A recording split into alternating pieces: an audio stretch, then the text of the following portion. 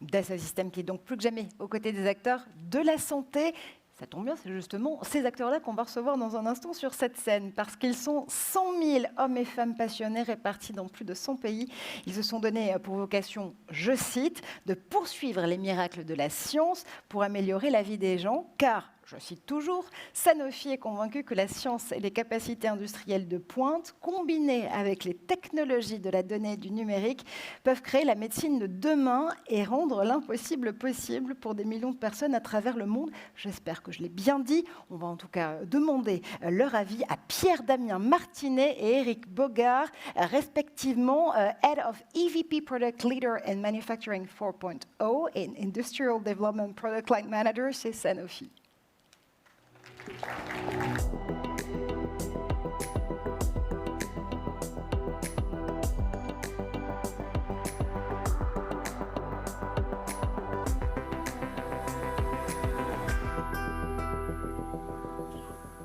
Eric, Pierre-Damien, bonjour à tous les deux. Merci d'être avec nous sur ce plateau pour le 3D Experience Forum édition 2022. Alors, tout le monde connaît Sanofi. Je fais un test à main levée. Oui. Jusque-là, je pense que tout le monde connaît Sanofi, c'est une bonne nouvelle. Par contre, on aimerait en savoir quand même plus aujourd'hui sur le leitmotiv de l'entreprise, son business, sa spécificité. Bonjour Marjorie et bonjour à tous. Donc, ravi d'être avec vous aujourd'hui pour cette journée. Vous l'avez cité, Sanofi, entreprise pharmaceutique française. Vous avez cité les 100 000 collaborateurs dans le monde. Eric et moi, on appartient au département des affaires industrielles, qui représente environ un peu plus d'un tiers des employés dans le monde, répartis sur environ 85 sites dans le monde, dont une vingtaine sont présents en France. Pour Sanofi, ce qui est important, c'est une entreprise en plein changement, en pleine modernisation, et c'est le thème un peu aussi de la journée. Et donc toutes les entités ont été regroupées autour d'un nom unique, Sanofi, et autour d'une vision forte qui s'appelle Play to Win. J'ai expliqué les affaires industrielles, et donc pour nous, les affaires industrielles, c'est vraiment le maillon, le lien entre les activités en amont de la R&D et les patients, au bout, qui vont recevoir les médicaments ou les vaccins. Quelques chiffres qui me semblent aussi intéressants de vous partager.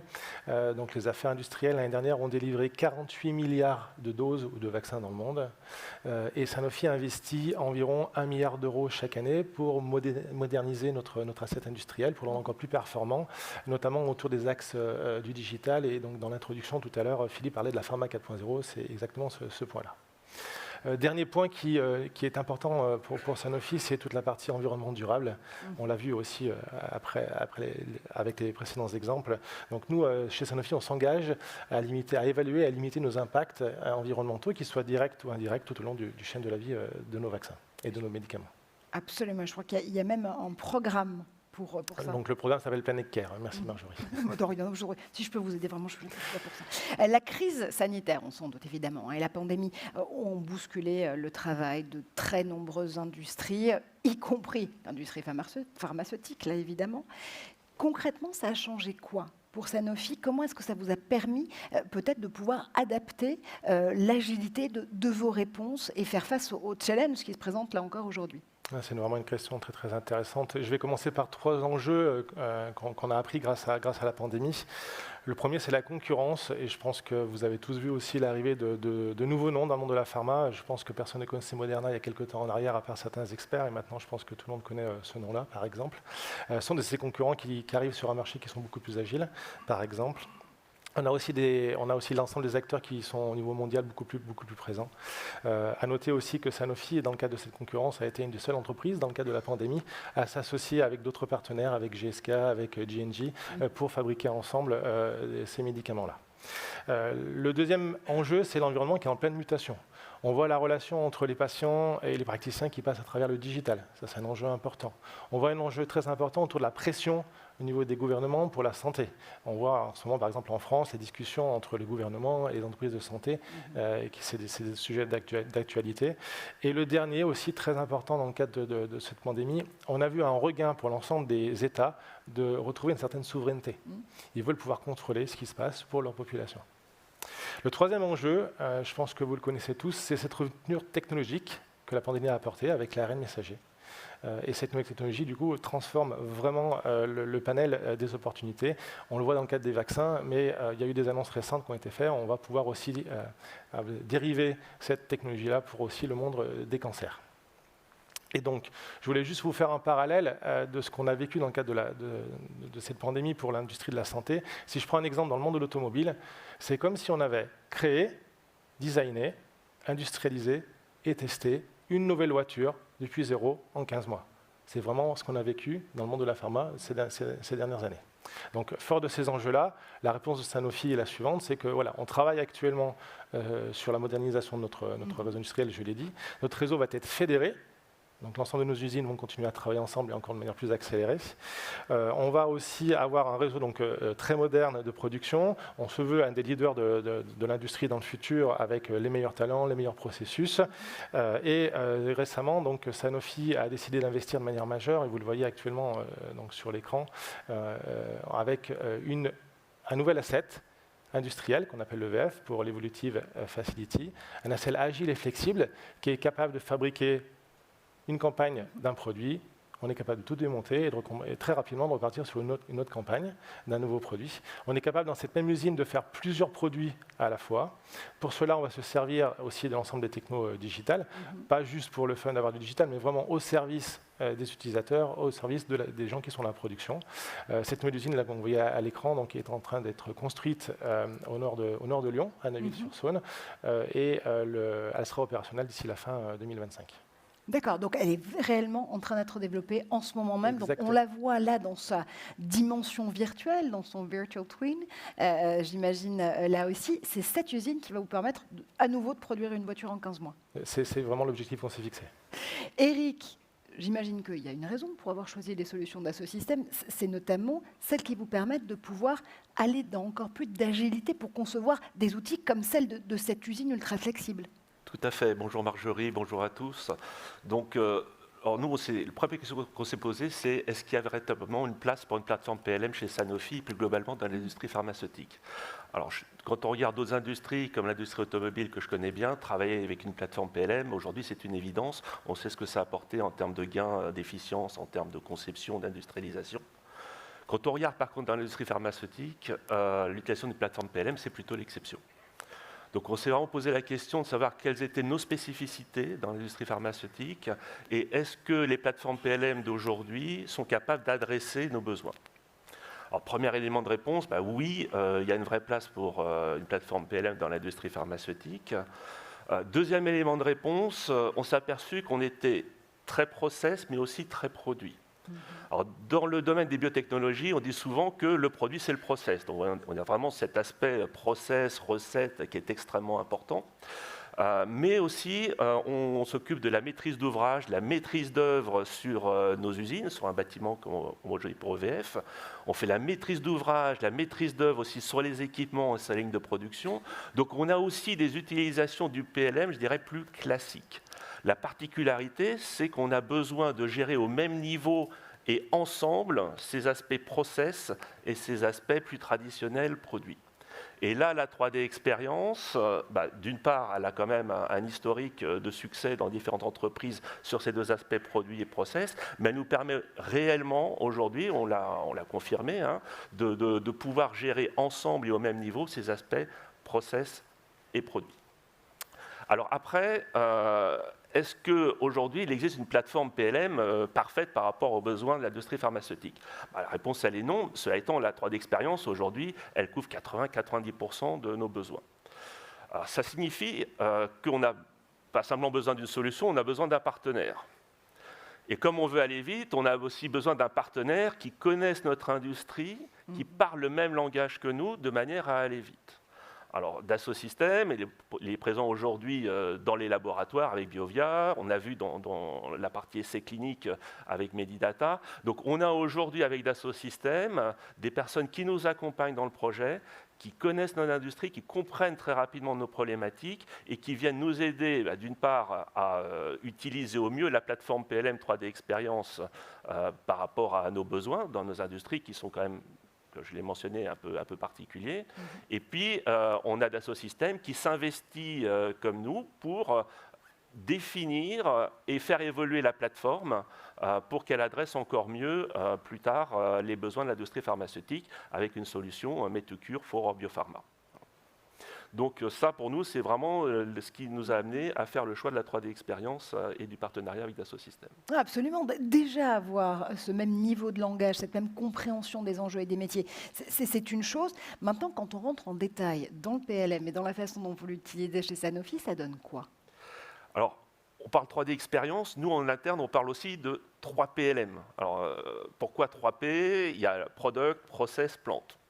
Donc, on vient dans la plateforme réellement gérer tous les aspects du développement industriel, que ce soit la recette, que ce soit les équipements, que ce soit le bâtiment.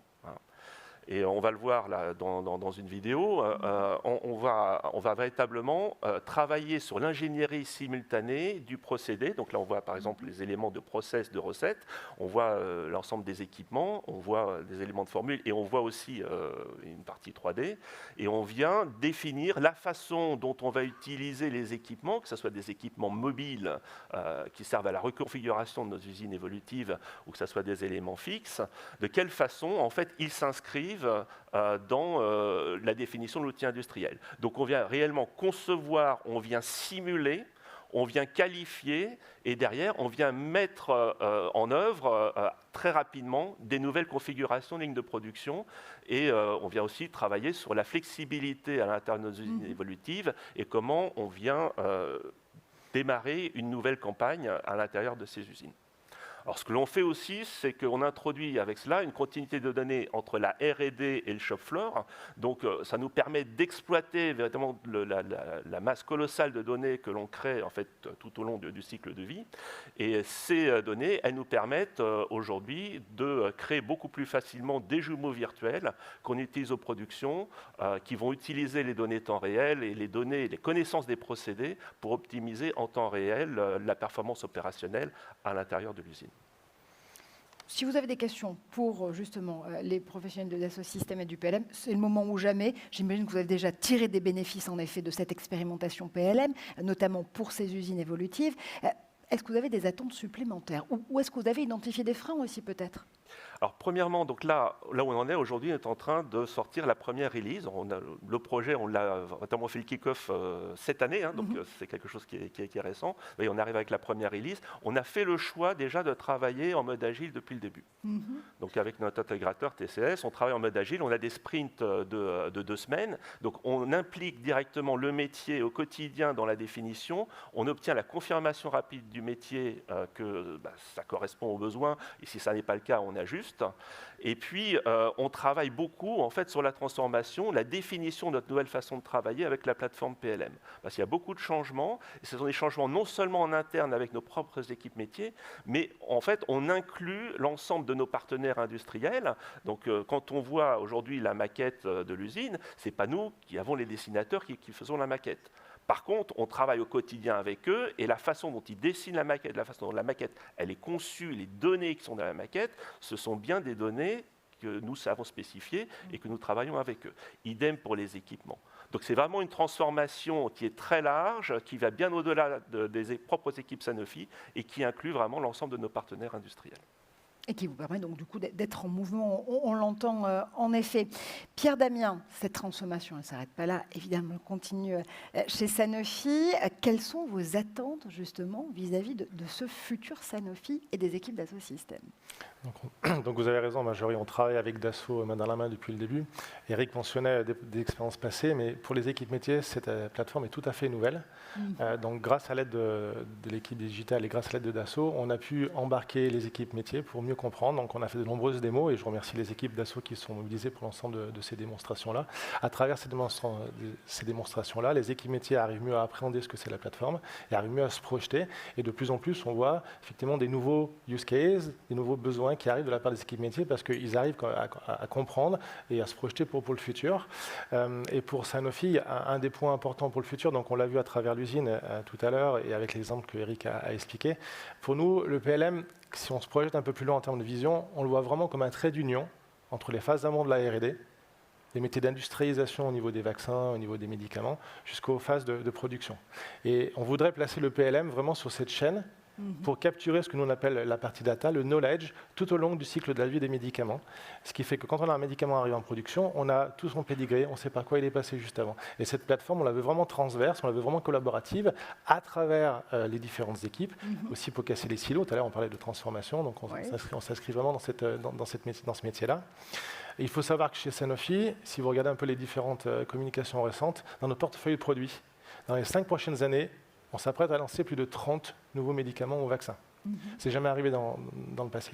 Donc il faut qu'on s'outille aussi de quelque chose pour industrialiser ces lancements de ces produits-là. Et donc la plateforme PLM, en la plaçant de bout en bout, du début jusqu'à la fin de la chaîne de vie des fabrications des vaccins, on espère pouvoir accélérer la fabrication et la mise à disposition de ces médicaments demain pour les patients. Et ces 30 justement vaccins, médicaments que vous allez mettre justement sur le marché, ça demande le travail de combien d'équipes en interne chez Sanofi? Parce que ça semble absolument massif. Et en effet, si c'est un challenge, un défi que vous relevez pour la première fois du point de vue du nombre en effet de solutions à pouvoir proposer sur le marché, on se dit que le défi est considérable. Le défi est considérable, Marjorie, et c'est pour ça qu'aujourd'hui on préfère le faire de manière pilote, de manière ciblée, pour démontrer qu'on est capable d'avoir la valeur ajoutée, cas par cas, pour après effectivement pouvoir accélérer sur l'ensemble de ces chaînes de vie de la production de médicaments. Et puis on dit qu'il va falloir plusieurs usines évolutives aussi, ailleurs en France ou peut-être en Europe aussi pour Sanofi, pour pouvoir répondre. Je vous dévoile un secret aux peut-être futures pandémies de demain. Voilà, je suis désolée, mais on est tous dans le même bateau ensemble. Merci infiniment, en tout cas, Eric et Pierre Damien, d'être venus nous parler de la façon dont Sanofi se met en mouvement, notamment grâce à la 3D Experience.